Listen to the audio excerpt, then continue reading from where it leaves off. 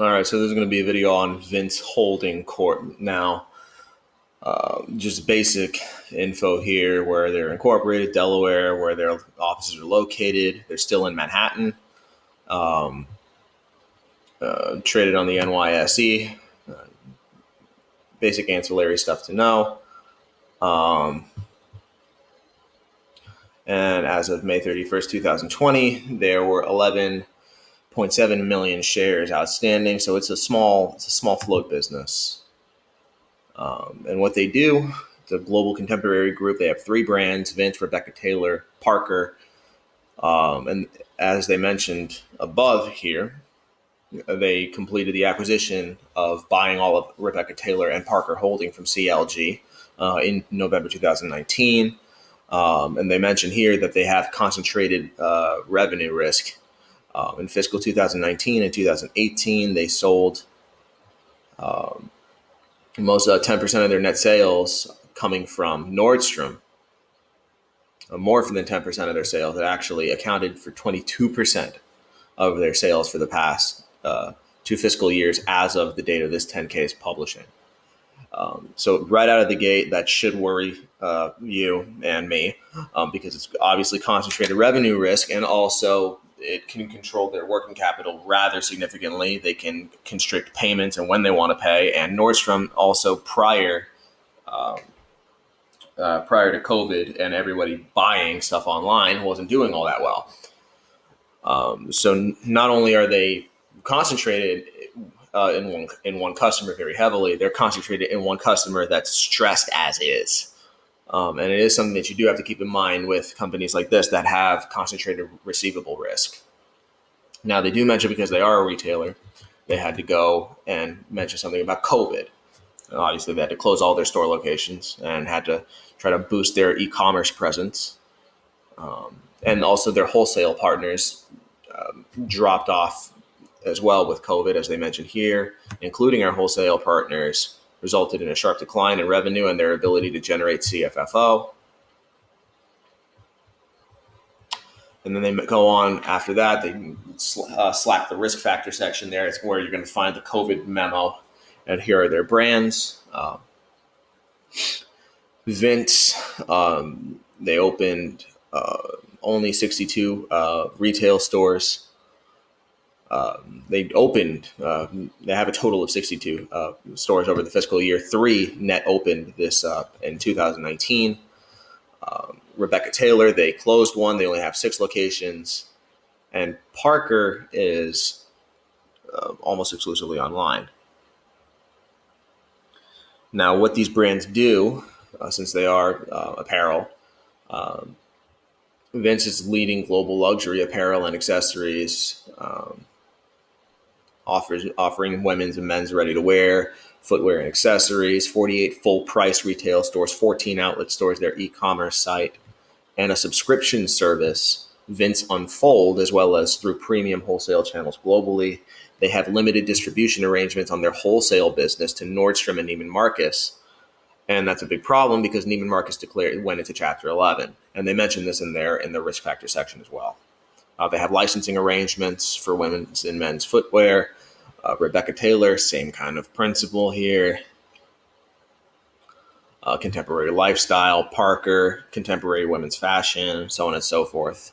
A pretty bare bones luxury goods apparel company in that sense. They're not really doing anything of note other than the, I guess, luxury subscription Vince Unfold. I'm interested in how that happens.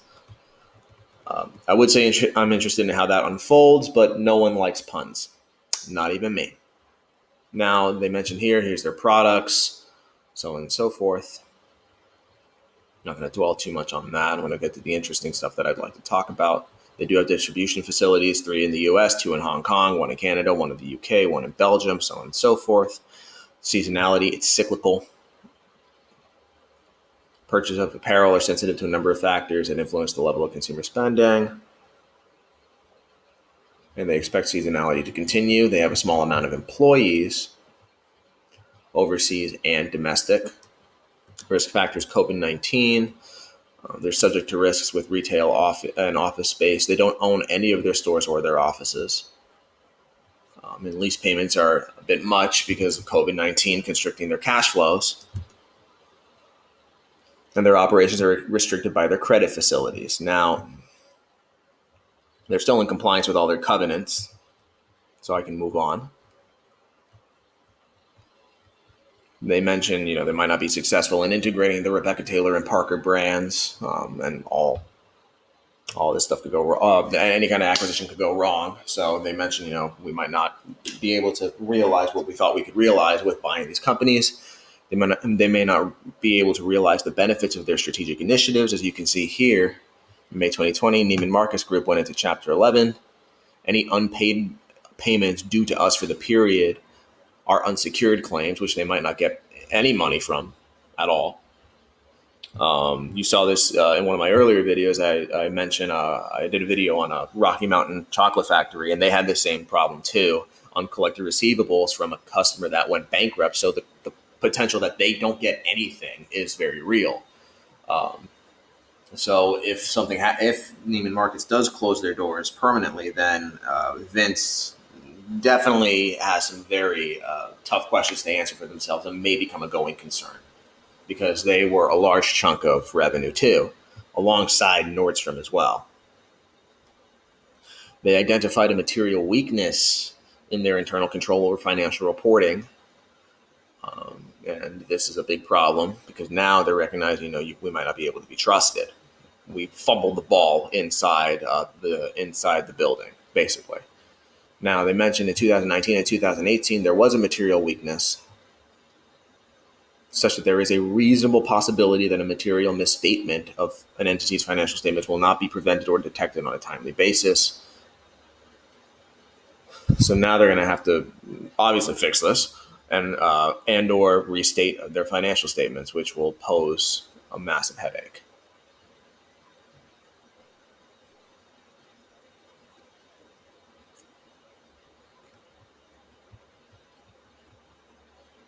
They're continuing to invest in their IT systems, of course. They're continuing to invest in their e-commerce channel. And a lot of their money is going into making sure the e-commerce channel is successful. Continuing on down, they lose any key personnel. That's going to be a headache, of course. Competitive position can suffer. It's a very competitive field that they're in, as we know. They rely on independent manufacturers to make all their products, of course.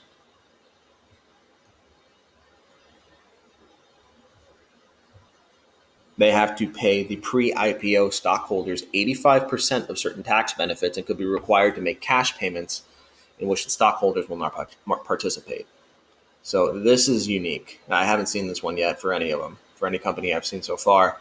They entered into a tax receivable agreement with the pre-IPO shareholders. And they IPO'd in 2013. Now, as of February 1st, 2020, $2.3 million plus accrued interest is currently outstanding on what they have to pay back. It will be finished, but this is still a damper on cash flows. They still have to take all that money and give it to these pre-IPO shareholders. They're trying to figure out who the IPO shareholders are. So Sun Capital is the largest shareholder. They own 73% of the outstanding common shares as of May 31st, 2020. It's a controlled company. So anybody trying to go activist on this luxury goods investment is not going to succeed very well unless Sun Capital likes you, and good luck on that. I don't imagine that to work so very well when they own almost 3/4 of the company. They're a smaller reporting company. They don't have to give all the details that a bigger company has to. They do have some legal proceedings, shareholder disputes, and so on and so forth. They received a favorable judgment in China with a trademark infringement case. And there's only 3 holders of record for their common stock, but their share turnover, I'm on Quick FS right now for those of you that want to know, is 101%, which And that's what got me interested in this company too. Its share turnover is lowering a little bit. So it's becoming a little more illiquid, a little bit. Now, continuing on down, you'll notice that they have a lot of one-time expenses buried in SG&A. 3.5 million of acquisition costs, investments in marketing, and increased investments in their e-commerce and Vince on Fold platforms, and 1.35 million of strategic consulting, and then a decreased depreciation expense of 1.701 million. Now, this was something fascinating to me. I never knew this going into the video, that depreciation could be stuffed away in SG&A. And I asked myself, is that okay? Is that, sound practice? And apparently it is. Depending on what is depreciated will determine where it goes. If inventory is being depreciated, it could be stuffed in COGS because it could go into the cost of inventory. If furnitures and fixtures are being depreciated, it'll show up in SG&A. So it's depreciation related to the operation. Now, if it's accumulated depreciation, it shows up on the statement of cash flows because that depreciation is ongoing. I didn't know that until I started reading up on the company to do this video.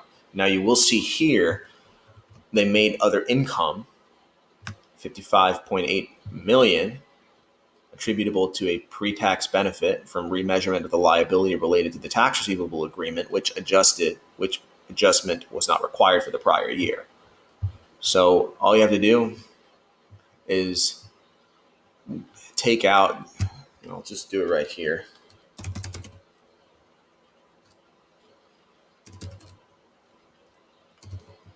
Take net income minus your income before income taxes.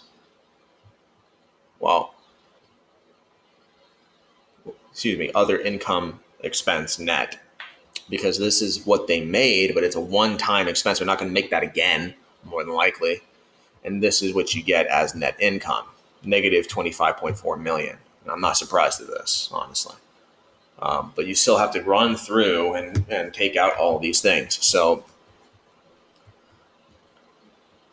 coming back down towards the company, keep on reading. They entered into a third amendment for their revolving credit facility, third revolver, and they are subject to typical financial covenants. Fixed charge coverage ratio required to be maintained following the period of the covenant suspension, such that the required ratio is now 1.5 to 1. Okay, fine. Consolidated fixed charge coverage ratio was 1 to 1. COVID allows for some ease. Banks are trying to be somewhat more lenient now because they recognize companies like this, they can make it through. We just have to give them some breathing space. Now, you will notice as I move down into a section of the cash flow statement here, as you can see, net cash provided by operating activities, they stuff impairments, depreciation, amortization, of course, that belongs there. Impairment of property, equipment and lease assets, loss on disposal of equipment. All these stuff you have to add back. And that's what made getting a free cash flow number complicated, because for the past 7 years, they've been full of one-time expenses, and you have to go through SG&A to do all this stuff. Now, I do my best to normalize earnings and add back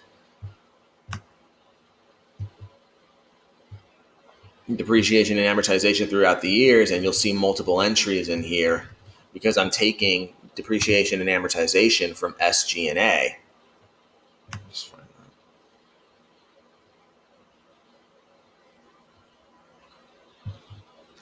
That I find here, and then adding it back into total depreciation. And I add back the amortization of intangible assets. I add back all DNA that I can find. DNA meaning depreciation and amortization, because they're all non-cash expenses. Depreciation is scattered around the balance sheet like treasure. And you have to find all of it.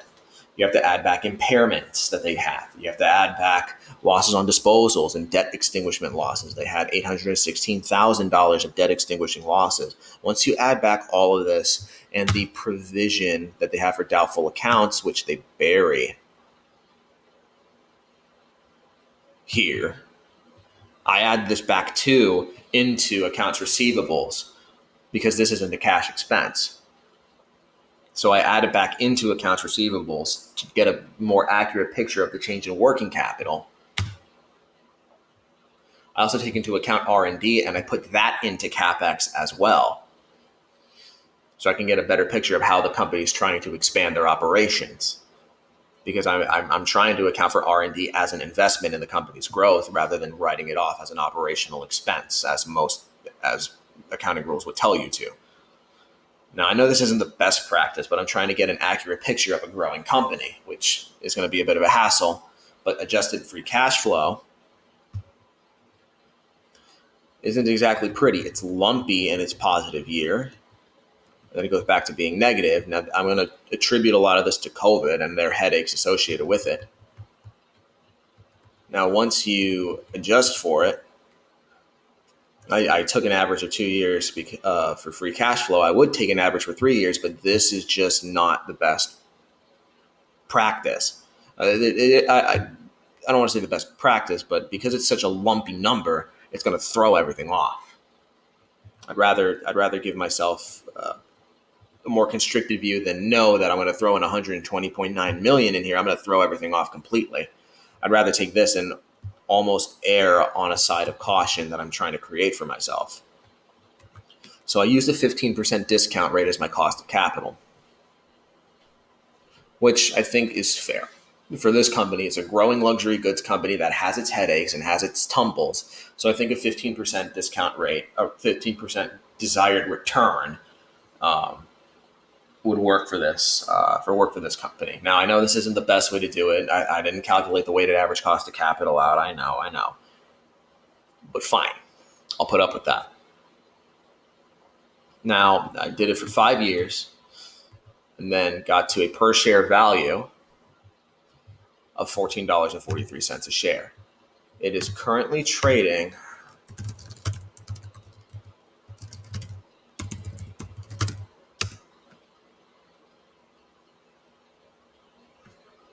at $6.36. Now, it's a very small traded stock.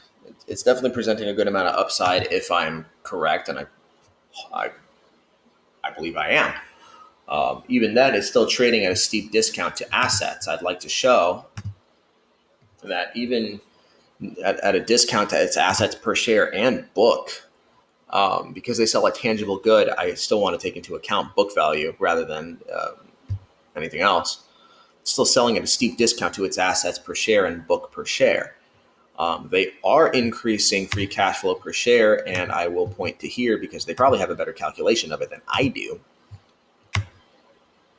And growing free cash flow per share is the goal of the company because that's the cash you want to take out of the company. Now, free cash flow per share, they've been steadily, as you can see, kind of lumpy here again. And they're steadily coming back to being positive. Now, you do want to take that into consideration. They still have to make investments. They're a young, growing company. And I'm still going to keep focusing on this one and trying to figure out how they're going to grow. I think I want to continue looking at the company because I think this is a young startup luxury goods company, and you don't really see a whole lot of those opportunities now. You really don't.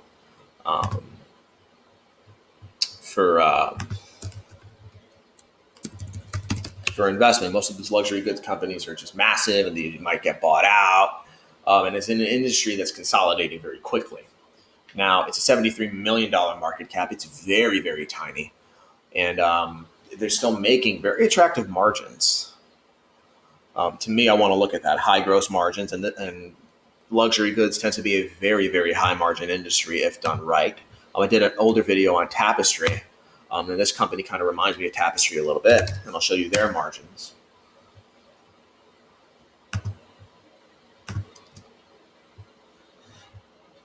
So if they can grow successfully, and I think they can, their gross margins will rise to compensate as well. Now, the problem is they don't seem to be that well run. They're going to need better corporate leadership.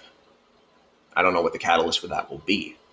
Now, I don't have a position in this company. I won't be initiating one, long or short, within the next 48 to 72 hours.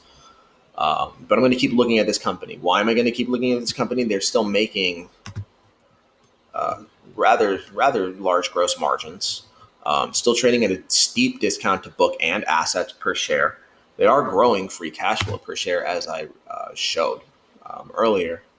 And I think this is going to be either a growth play in the sector or,